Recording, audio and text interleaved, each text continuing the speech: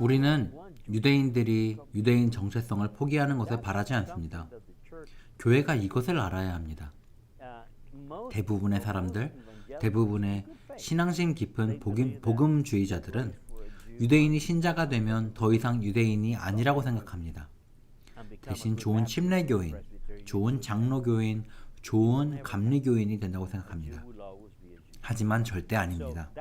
유대인은 항상 유대인인 것입니다. 교회는 항상 그 사실을 명심해야 합니다.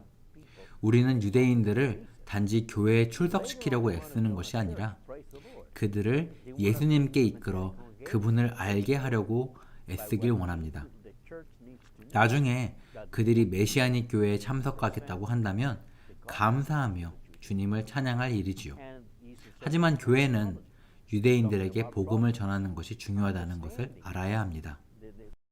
메시아닉 운동이 성장하고 있는데 그 이유는 사람들이 초대교회의 관습으로 돌아가고 있기 때문입니다.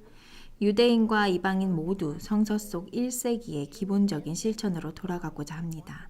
그것은 성탄절과 부활절이 생기기 이전, 오늘날까지 지속되는 3세기나 4세기 관습이 자리 잡기 전 상태입니다. 그 새로운 관습들은 유대 민족들이 대대로 지켜온 성경적 관습이나 이스라엘의 역사에 있었던 의미 있는 사건들을 기억하기 위해 지켜온 절기를 대신하여 교회 자리에 잡은 것들입니다. 많은 유대인들 사이에서 그들의 두려움은 가족과 공동체로부터 거부당하고 다른 사람의 관계가 끊어지는 것입니다.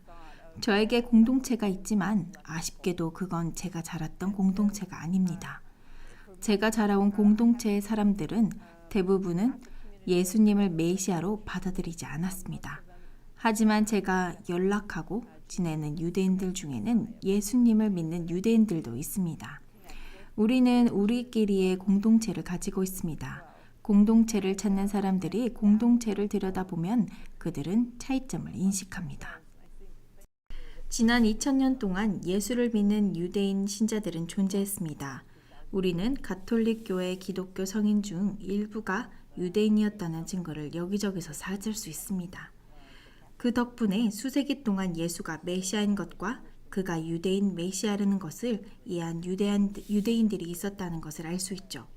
말하자면 그들은 메시아닉 유대인이 된 거죠. 그리고 지난 20년, 30년, 40년 동안 일어난 일과 전 세계적으로 메시아닉 운동이 부상하는 것은 하나님의 계획입니다.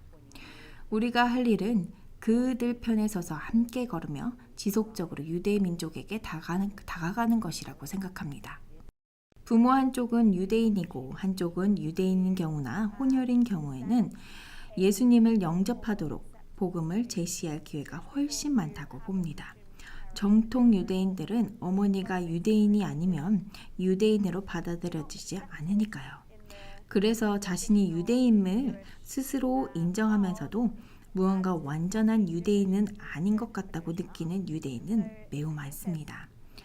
우리는 그들에게 메시아닉 공동체 내에서 유대인으로 소속감과 안정감을 누리게 할 기회를 줄 수 있죠.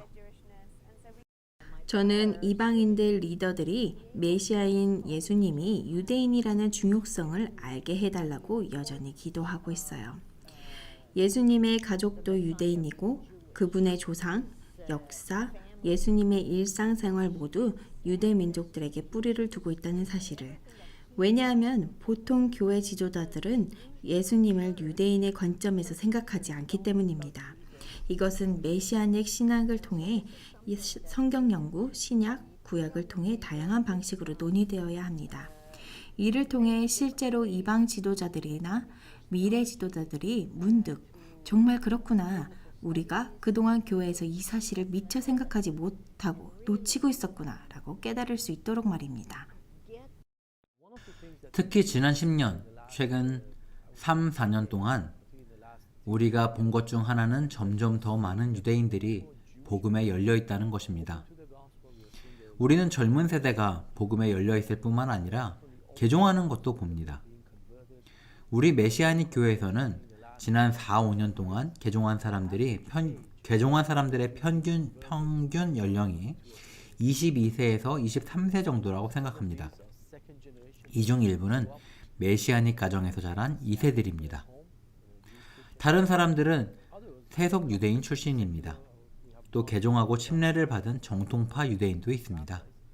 이 두 경우를 다 보았는데 참으로 고무적인 것은 이들이 신앙을 갖게 되면 학교에서든 특히 군대에 있든 다른 곳에서든 동료들에게 믿음을 나누는 데 열심입니다. 우리는 미래의 교회에 대한 희망뿐만 아니라 언젠가 온 이스라엘이 구원을 받을 것이라는 로마서 11장에 있는 하나님의 약속의 첫 열매를 보는 것입니다. 이전에 볼 수 없었던 새로운 흐름이 시작되었습니다.